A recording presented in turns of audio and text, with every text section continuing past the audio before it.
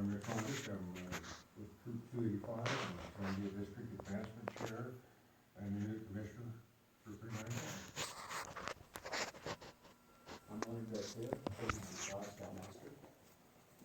I'm Randy Smith, I'm from Unit 211 and I'm the Unit Commissioner. I'm Bill Watson, I'm visiting. Richard Bill, the Troop Committee Member, Troop 444. Dave Christensen, Assistant Scoutmaster, Troop 505.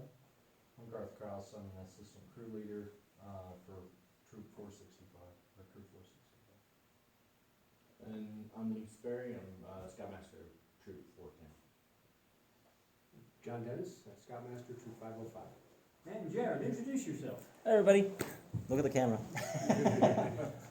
Yeah, I'm your new district executive, moved over from the west side. I'm just starting to get a handle on the reins, they're kind of flopping around a little bit, but I'm excited to be working with you folks. We had a lot of good successes on the west side, and actually, I actually committed them to help us with some of the resources. You know, there's a lot of parallels between the two districts because we're like sister districts, always up and up, kind of competing.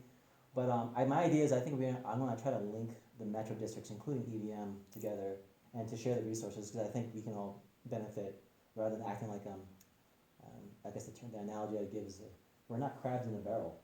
So if we wiggle around unintelligibly like crabs in a barrel, then we'll pull each other down. But if we are smarter crabs, we can certainly get out. Right? So, and now in being analogies, we can really continue to have success in our district as a rural district, and kick Rio Grande Duran, hopefully. So tell us a little bit, what is your background? Tell us so we So get to know you. this is my first 2 years as a scout executive. I'm really proud to have my roots in as a youth also in scouting. I'm an Eagle Scout. I think I have it on this one, and I've only known it from that point on until just 2 years ago.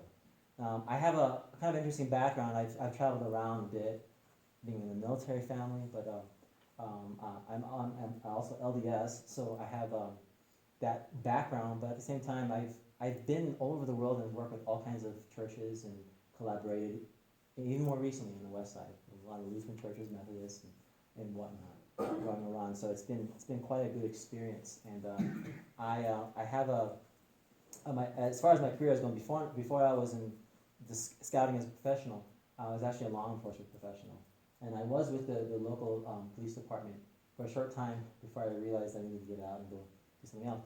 And so I went into the private sector, and I became a project manager for a private company, which, long story short, they changed the laws, and I actually had to, I got lucky. One of my former clientele accounts hired me on as a direct, her head of security, and it's this wealthy lady named Suzanne Poole. If you ever go to Pope Joy Hall, she's like, while she was alive, she was on the top billing of everything because she would donate like a lot of money. So I was her head of security, and I actually ran a team of bodyguards, ex-military, ex-police, and so I have that background still. When she died, a little over 2 years ago, I was sort of semi-retired because she did leave us a little bit of inheritance money. She had no family in life.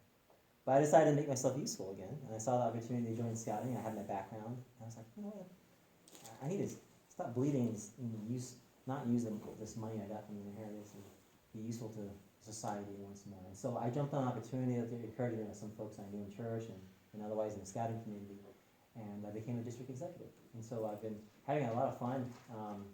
Again, if you heard all the echoes from the other side, they did quite well over there. And it wasn't because of me, but because I think we worked well as a team, and that's what I'm looking to do, to make sure that I can enable all you guys to do what you need to do.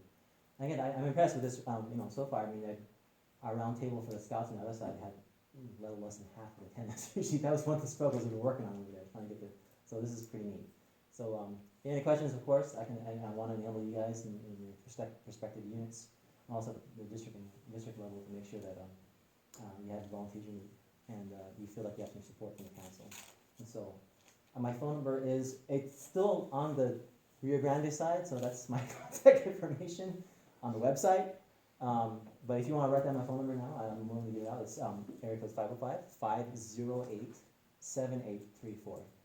And I have an affinity for the scouting side, and I'm actually also trying to move towards some new programs too.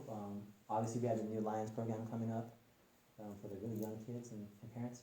But I am actively starting some new posts. In fact, I just got a message today. I'm gonna start this career post in Tucumcari. It's kind of far out there, but I'm hopefully gonna move over to Bernalillo and see what we can do here. APD, we're gonna stay away from a little bit, my old agency, because their PR is really bad right now. But we want to do career development.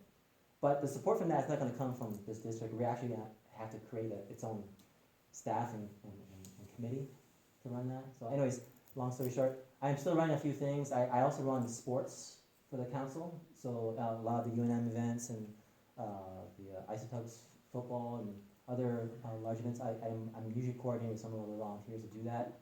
But I'm also trying to do a little niche project of running shooting sports. My dream is to have a shooting sports, and I started my first shooting sports unit in Rio Grande, which I'm gonna spread across to all the districts. And hopefully turn our all-women's venturing crew into a shooting sports crew. But my dream is to get some professionals out of the scouting. That should give us some great PR and help us to, move forward the scouting movement, which is wonderful here in Albuquerque. You guys are, I've seen it in other towns, and it's not nearly as successful as we've been here. And we're not just a gold district, but a gold council too, first time in history. So we're really making some leaps and strides and do really well with the movement and reach out to the community and do what it is, which is being part of the community and contributing to it. So thank you for all you guys do. I'm just getting to know, but I know exactly what you guys do because I work with guys on the other side who are just like you. So feel free to approach me. I'm not hard to talk to. Can be a little bit more talkative than anything, but I can make time for you if you want to meet. I do plan on trying to meet individually with your units, but let me know what I can do to help you guys out. You got my number, okay? Thank you. Thank you, welcome, we look forward to working with you. Yeah.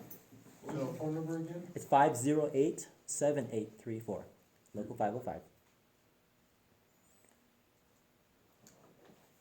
Okay, superb. Let's go right into announcements. Who's got some announcements? I know some things going on. I know there's a Camp Re coming up. Is it this weekend or next weekend? Next weekend. Next weekend. That's going to be, well, I've been working with that. I can say a few Yeah, things. let's in say there. a couple words on it. So again, always going to be running a lot on that, but our district is combined, as you know, with EVM, and we're having a good time of, it should be a lot of fun. I've actually been wanting to go to this for the past couple of years and haven't been able to because Rio Grande had their own thing over there. And it's my first time I'm going to go down and see what's going on. But apparently EVM's handling a lot of the program aspects, and we're lending support on means of manpower. And our OA people are representing to help out. And so even the registrations are on their site and everything, so it's been convenient. How's registration going? I need to get that actually pretty soon, and I'm probably gonna look that up tomorrow to find out how, but I think it's pretty darn good. I mean, we had people from Rio Grande go over there. What's EDM? EVM is the Southern Metro District, the Valle de Manzano, so sorry for you. I apologize, I might need to also over to the scout side in a few minutes, but I'm gonna leave this recording down here. Okay, I apologize if it rings, because people do ring me up, but I do have it on silent, so okay. if you hear buzzing in the background, just ignore it, or just hit the phone or something. So before you leave, any other announcements? What's going on in the district? That's all I got for now. I am slowly transitioning. I'm still actually straddling the districts. I'm still running some of the things over on the west side. Meanwhile, the new DE is getting involved. So again, I'm able to tap some of that resources for training and just consultation and things that go across the metro areas. In other words, like with regards to funding and friends of scouting, I can see if I can tap out to other people over there. But program too. Otherwise, if you guys want to consult with some of you already know some of the scouters on that side, which are wonderful scouters like Rick Meyerheim. If you guys are interested in starting new units, I have a really good team of what they call new unit commissioners over there, and they have individually started 1 or 2 units each, and we started some more last year. And so, if anybody interested in starting new units, I mean, we can certainly get together with those guys over there. And I'm sure I've got some here. I just need to find out who they are and where they are in Sandia. It's a good thing to start new units because you get all kinds of new resources there and opportunity to expand program and meet new people and just get out into the community. And so it involves finding new charter organizations and getting them involved in scouting. And so when you reach out to the community like that, there's a really good synergy involved because you get a good solid charter organization to sponsor a unit, and then it's a lifetime redemption from there. So, but any other questions here? We do have and works at the council level. Sports, again, I'm in charge of sports, so we're actually working closely with UNM to do a lot of their sports. So I'm actually working with the sales office, this gentleman named Joe Galen. So that first thing that came out just recently was just one of a series we're gonna try. Didn't get really good attendance the last one, because it was sent out a little late with the advertising, but we have that respect from them, that they understand we have a good volunteer base and they're interested in. Well, just as a point of reference, about 20 years ago, when they had a football game, all scouts in uniforms got in free. I know they don't do that. Yeah, I hope we would make it to that point again. So this is including new sales manager, but That's what the Dukes were doing too for the baseball games, where you walk in one deep uniform and you got it free. yeah, that would be a nice And thing. that drew a crowd. Yeah, I mean, They they're want just filling concessions. seats, football stadium, they're filling seats, they wouldn't, those people would be going anyway, and they're gonna, like, they do parking, they're gonna pay, Yeah. money, kids are gonna buy money at the concession stand, and. Well, I managed to get a few volunteers on the other side to go in this last game, and actually got a guy to sing the national anthem and do the flags. So they like us for that. I mean, it's free, right? But at the same time, they get good representation and connection to the community that way. So Joe's a good guy. He's new there. He's only been there about a couple of years, about as long as I've been in the council. But hopefully we get to that point. That'd be wonderful. So we're already getting good discounts, actually. I know they're good yeah. discounts, but it's still not. Free. I know. Maybe we get to that point when we start offering more service to the folks over there. Maybe even do some collaborative programs with UNM. It's just been a long time since we connected with them, but we'll figure something out. We'll try to work it our way down there. Anything else? I will be running up there real quick because I think they're wondering where I am, but I'll leave this running down here. Okay, guys? thank you. Thank you. Yeah, they get love. From 2 weeks from Saturday, the 30th, is our spring session of Life to Eagle seminar down at the council office, at 10 o'clock. Mike Cox and I will be putting it on. It's for every scout who's interested in becoming an Eagle. It's also for every parent of the scout that wants to become an Eagle. And it's also open to everybody in the district, in the council. This is on the 30th. The 30th, 10 o'clock at the council office. And the Life to Eagle seminar will be done by 11:30. And I can guarantee, if you have a boy in your unit that's thinking of Eagle, this is probably the best hour and a half, maybe the best hour and a half you as a leader or a parent will spend.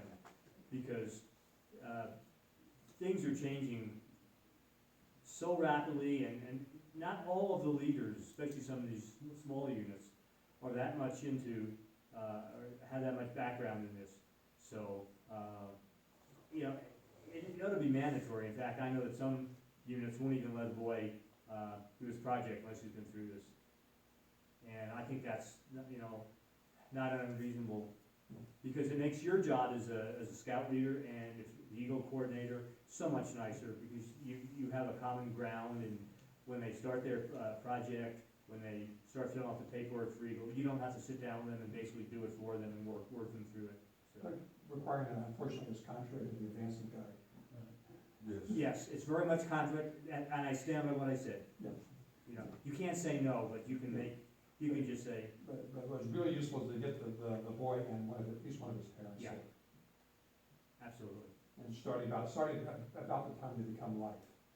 If they do it when they're first class, things will change before they get to Eagle again, and they've all forgotten. For sure. But about the time they finish life, within 6 months, potentially, get a boy and a parent to one of these. Okay. So what was Anything the else time? on that? We I'm got some- sorry, I missed the time on that, on the 30th, 10 o'clock. 10 o'clock. And it's at the service center? Yes, sir. Okay, does anybody have any trainings? Oh. Any trainings coming? I know some trainings, I get the emails, so maybe you get the same emails I get, so. Dennis, what you got? Just told to do things, so. Did everybody get one of the schedules that they have? It's, April news and notes. Jerry put it out. The one thing they wanted me to remind people about was the day camps are coming up, and they need, dingies, of course. I think that was their big point.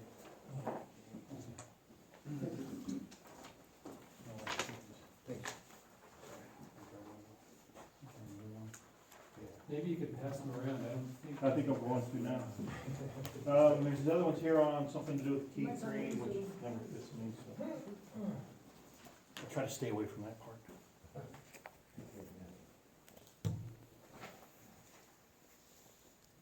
So remember, if you got guys who need service hours or some small leadership stuff to work in, the Cubs need them for the day camps. And I believe they're all, or at least there's one right after Memorial Day through that Saturday that comes afterwards. And, The Metro Day Camp is Thursday, Friday, and Saturday, June 2nd, 3rd, and 4th at Shelwood Elementary School. and that's the bigger one. Yeah, that's just 3 days this year rather than 4. So you got an idea how many people in Camper? I have no idea. Well, it's upward to 300. The reason I'm asking is, Troop 410 was, we volunteered to run the ropes of knots and pioneering aspect of that, and because it's gonna be large groups coming through, we're gonna run as kind of a relay. We could use some extra adults during the day, that's from 9 to 3 during the Saturday of the camporee, if there's extra adults to provide. And Sandia's got that requirement, I think that's, that and the service, the interfaith service. Interfaith service on Sunday morning. Is the only two things that Yeah. we're really responsible for. But we could use help, I guess I'm asking for. If you haven't read it, it's totally different than the way we do camporees, because EVM is, working it out, they're having some other adults running the different stations instead of the youth doing it all, so that all the scouts can go out and participate.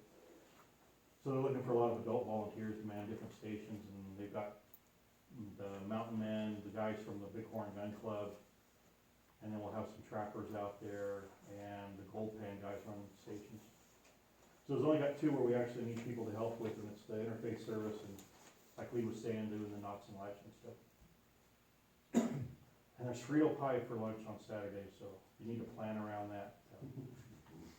Yeah, all the kids were asking, Yeah. what is it? Okay, so, before we go into our, presentation, before we leave here tonight, I would like to spend a couple minutes and get your ideas of what you'd like to see happening next year.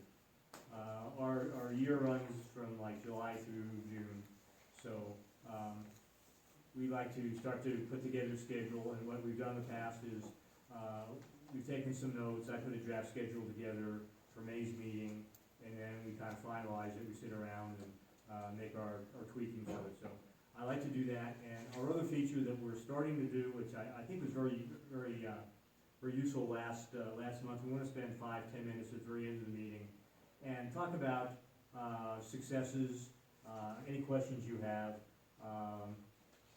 you know, so we really have the true round table where we start bringing in the experienced, the people that have an answer to a problem, answer your problem, so we'll do that, so. Unless there's any other announcements, the floor is yours. You have a chair up there, so you have to stand up.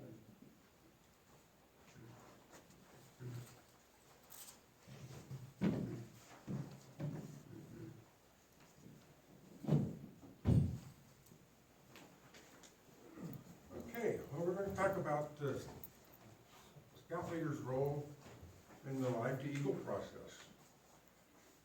We're going to assume, starting right now, that the Eagle candidate has already gotten his Eagle project approved by Mike Cox. Again, Mike Cox is the only one in the Sandia district that can approve an Eagle project, unless there's extenuating circumstances, and then I can do it. But we're assuming that the scout has gone through to Mike Cox, got his project approved, got his project done, everything signed off, it's finished. We assume that the scout has got all 21 merit badges, 6 months leadership as life, during his life, or his rank in life, and it's time for a Scoutmasters Conference. The Scoutmasters Conference is where you help the scout get through the board of review. We want the board to be fun. We want it to be just as important and enjoyable as when the scout gets presented as Eagle, or anything else in his career and trail of Eagle with scouting. We want it to be fun. It's not an inquisition. It's not a test of scouting skills, because the scout has proved he knows the scouting skills all through his rank advancements. Starting with scouts and going all the way up through life. He already knows that. The Eagle Board of Review is based on what the scout thinks about scouting, maturity, what did he learn from his Eagle project, and what he would like to do if he'd like to continue on in scouting as an adult, or whatever. So, the job of the Scoutmaster is to have the Scoutmasters Conference. The Scoutmasters Conference must be held with the Eagle candidate by 11:59 p.m. the day before the scout turns 18. And I have done some at 11:30 at night when I was Scoutmaster at 285.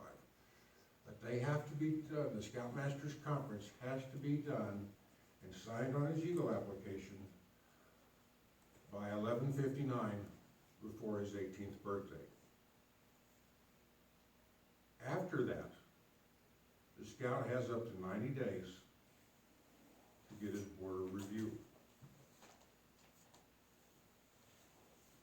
Now, we just had one, there's a scout that turned 18 in August last year. He thought he had 6 months to do his scoutmaster's, or his board of review, instead of 90 days. So the council came to me, and what do we do? And I wrote letters to National and got other letters. And 3 weeks ago, I did his Eagle Board. So the National did approve it.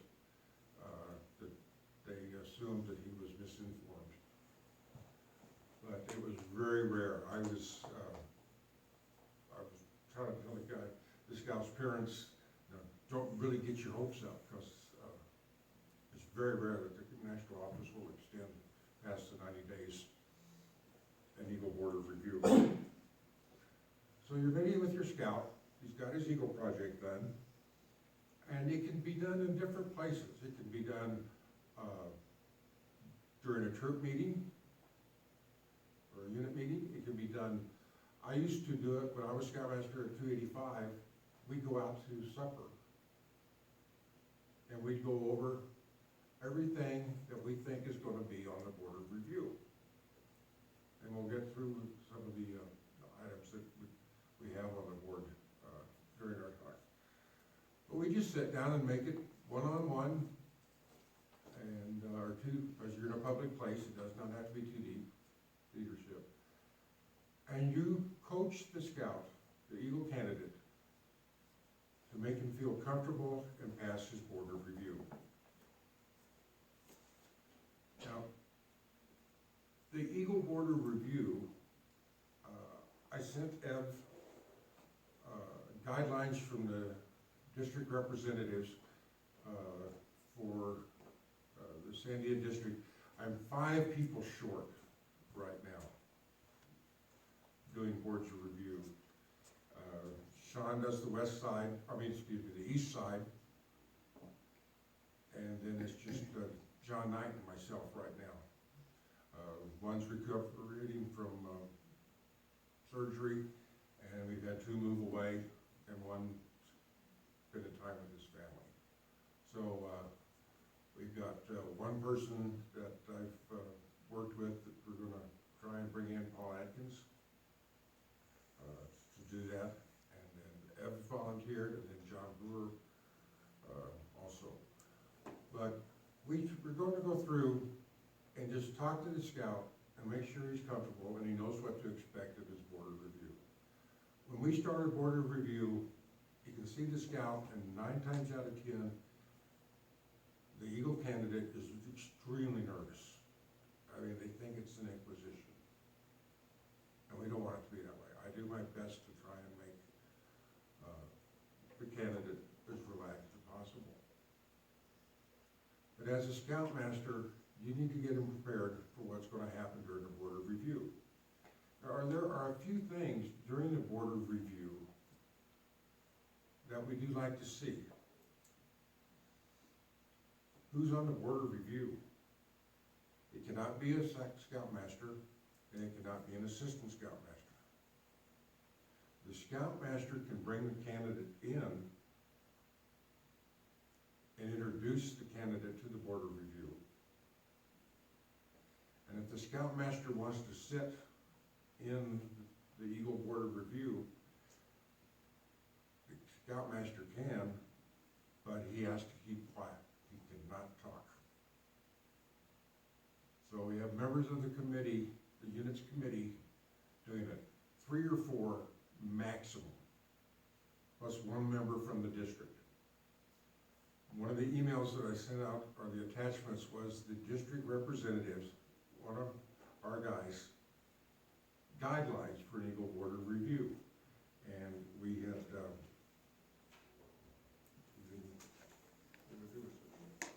By the way, I sent that out, so if you haven't got it, let me know, and I'll make sure it individually gets to you. but it's basically the district representative's guide to an Eagle Board of Review. This is what we trained all the Sandia district advancement guys, the boards, to do Eagle Board of Review. It explains what we expect. It explains some of the criteria. It reinforces the fact that it's not a test of scouting skills. So you're talking with the scout, you're getting him ready for the Can board. I ask one question here before we go on? In the past, the Eagle candidate has been offered the opportunity to bring someone else in, for example, a teacher or religious leader or something. What's the rules on that? They can. Anybody can attend a board of review as long as they're not a registered scoutmaster or assistant scoutmaster. Or Or- a relative. Or a relative, yes, or a relative, right. But no, if they want scout wants a teacher to come in and be on his board, that's quite all right. We had one of our scouts brought his guitar teacher in, you know, and that's one of the best things you can do for promoting scouting, Oh, yes. you know, in the community. Mhm. Yes, but no, they can. It's not a secret, there's no secret handshakes or anything like that to do that. So when you're talking to your scout, the first thing that you owe your scout is how should he appear at the board of review? He should be in uniform. Now, that does not mean he has to be in full uniform. If the troop standards and policies require a full uniform troop, then yes, he does, to the exception of the scout shows up in the parts of the uniform that he currently owns.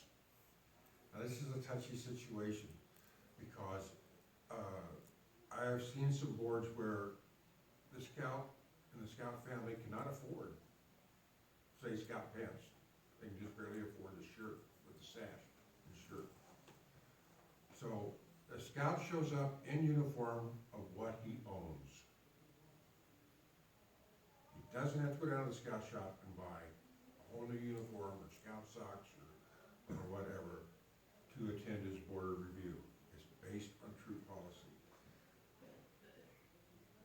Please, when a scout shows up for his board of review,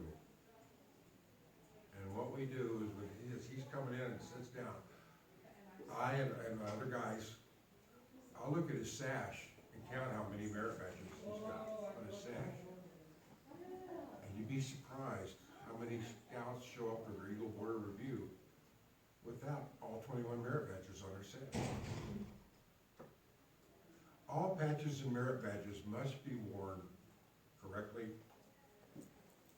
on the scout uniform. Now, there was one where a unit, he came in without a sash, and they told me that a merit badge sash is not required in their unit. Yes, sir. So, does that mean, for example, since we have our Court of Honors quarterly, and that's when we give out merit badges, Right. so they may have the board of review before they actually get the pass. Do you want us to encourage to give it for, especially for those that are going for their Eagle Board to get their merit badge early? It generally works out where they have earned their merit badges and gotten the actual badge before the Eagle Board review. But if a scout comes in and we look and they've got 18 merit badges on their sash instead of 20, of course we'll ask where the others are. Oh, I just haven't received them through the Court of Honor. So it's just your call. Okay. You know, it's not a deal breaker at all. But rank insignias, I did a border review not too long ago, where we ended up stapling the unit's patch to his uniform, stapled a rank badge to his pocket.